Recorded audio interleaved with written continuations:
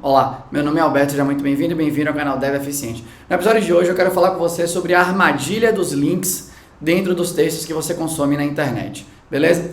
Como assim a armadilha? A armadilha no sentido que muitas vezes você está consumindo uma teoria, você está lendo uma parada que não está tão nítida para você. E mesmo sem estar nítido, você assume o risco de clicar no link que te dá um direcionamento para você se aprofundar em um dos temas daquele texto que não tá fácil para você entender, beleza? Então, por que eu acho que isso é uma armadilha? Eu acredito bastante numa teoria que chama teoria da carga cognitiva.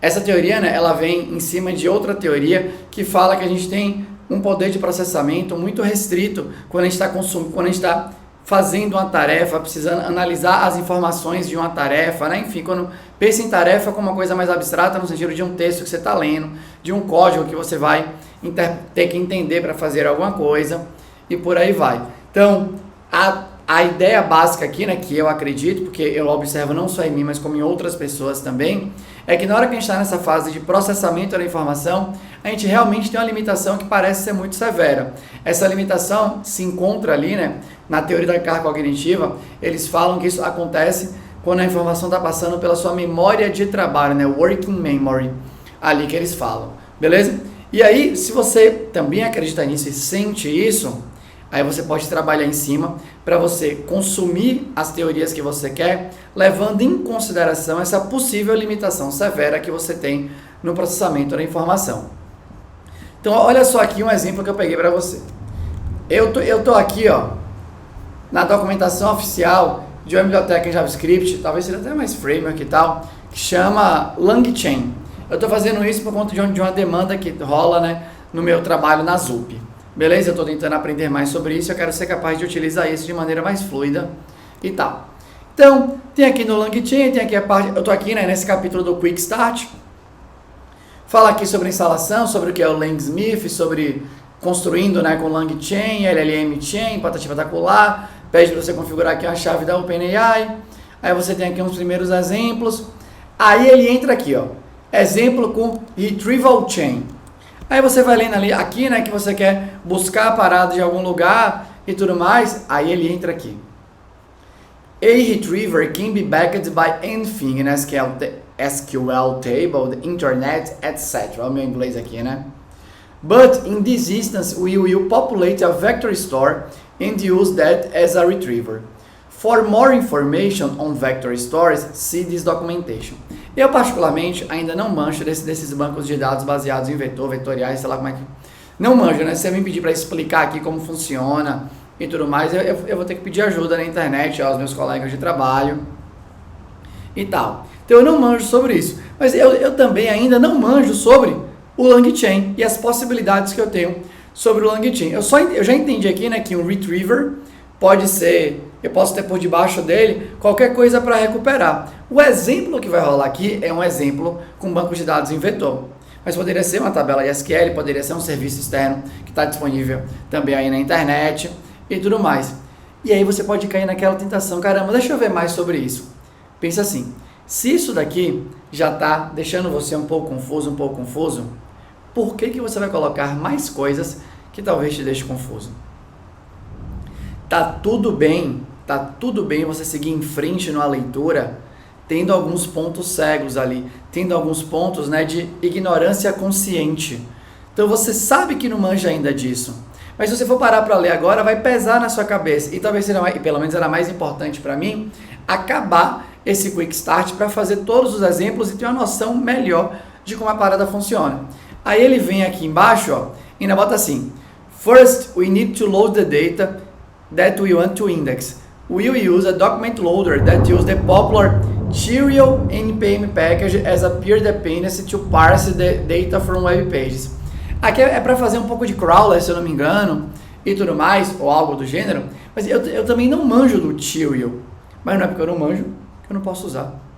Tá tudo bem. E eu ignorei também esse link aqui. Ignorei no sentido que, depois eu posso voltar. Eu preciso voltar, né, para ler mais sobre o banco de dados com vetor, porque é muito utilizado nos softwares que fazem uso, né, das LLMs para você ganhar mais contexto e tudo mais. Esse tiro é só uma pecinha do quebra-cabeça, né, um detalhe ali, porque a gente vai extrair informações de uma página e tal. Mas aqui embaixo tem o código, ó, que eu segui. Instalei a parada, carreguei aqui o LangChain Document Loader Serial. Falei que eu quero usar um Serial Web Base Loader para carregar aqui o User Guide do LangChain, no caso aqui do Langsmith. E ele criou esses docs. Eu não manjo como foi que ele criou esses docs. Eu não sei como isso aconteceu por debaixo do pano. E eu vou continuar sem saber. Porque quando eu estava estudando isso daqui, né, quando eu estava passando por essa página aqui, só o fato de ter que seguir esse tutorial, de fazer o passo a passo, de analisar as APIs que já estão disponíveis no LangChain, já estava consumindo meu juízo. Eu não queria mais coisas aqui na minha memória de trabalho aqui, né, que eu sinto que de fato, pelo menos em mim, a teoria, eu não sei se é um viés, eu acho que não, eu acho que acontece mesmo, em mim eu sinto que ela é muito limitada. Então eu preciso olhar para isso com cuidado. Então você tem que tomar, eu sugiro você tomar muito cuidado com esses links da internet que aparecem nos textos. Aí você vem aqui, ó, next we need to index the loaded document into a vector store. This requires a few components, namely an embedding model in the vector store. Mais um link agora para embedding model, que é o modelo que eu acho que o vector store armazena a parada. Eu também não sei e não tenho espaço nesse momento para saber. Então, o resumo da ópera aqui é, toma muito cuidado com isso. Obviamente, quando você estiver lendo coisas que você já domina, seguir o link vai estar tudo bem, porque o que você está lendo não está consumindo muito seu juízo.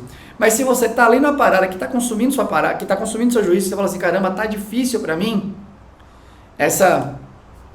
Tem um módulo que as coisas vão se cruzando na nossa cabeça, né? Então, dentro da jornada Dev Eficiente, tem um módulo que eu gravei, que é sobre resiliência. E um dos princípios que eu sugeri no módulo de resiliência é o princípio de você não fazer um sistema que está sofrendo sofrer mais. Então você fez algumas requisições para aquele sistema. Deu ruim, não aumenta a frequência de requisições, como é que ele vai se recuperar? Mas se você pegar esse princípio da resiliência, né, e só pegar essa parte da frase, não faça sofrer quem já está sofrendo, se aplica aqui. Sua cabeça já está sofrendo para entender essa parada. Por que você vai colocar mais informação para dentro para fazer a sua cabeça sofrer mais agora? Me parece mais interessante, mais eficaz você lê isso daqui, você acaba de ler isso daqui, lê, faz o que tem que fazer. Depois que você fez o que tem que fazer, você pode voltar e falar, beleza, agora antes de continuar, eu quero saber mais sobre embeddings, eu quero saber mais sobre vector stores, só para ter uma noção. E aí você vai lá e pega essa parte e lê isoladamente. Depois você volta para cá e agora conecta os pontos, beleza? Então esse tipo de coisa, na minha opinião, faz muita diferença quando você está estudando, principalmente temas que são mais novos para você, que tem muitos elementos ali de complexidade que você ainda não domina, e aí você colocar mais elementos nisso, vai fazer a sua cabeça que já está sofrer mais, beleza? Então basicamente era isso que eu queria compartilhar com você aqui nesse vídeo, tá bom? Para que você consiga estudar de maneira cada vez mais eficaz. Uma última coisa, né, que eu vou falar aqui, né, que eu também faço bastante, quando eu pego um texto, não foi o caso desse especificamente, mas quando eu pego um texto que está muito difícil de eu entender, e eu acabei de ler a primeira vez e falo assim, caramba, ainda não está nítido para mim essa parada, eu tenho muito o costume de ler, fazer um exercício de reflexão sobre aquele texto, para ver, né, para conseguir revelar esses pontos que não estão tão nítidos na minha mente. Aí eu leio de novo, reflito de novo. Em geral eu faço isso até 3 vezes para ter certeza que realmente não estou compreendendo. E aí só depois dessas 3 vezes que eu começo a pensar se eu vou seguir os links sugeridos ou não, porque a parte principal do texto já deu uma acalmada dentro da minha cabeça. Beleza? Então, mas basicamente era isso. Se você gostou desse conteúdo, deixa um like aqui, né? Se você não gostou, tem um comentário construtivo, deixa aqui também. Se você gostou, também deixa um comentário, tá bom? Mas era isso, até a próxima.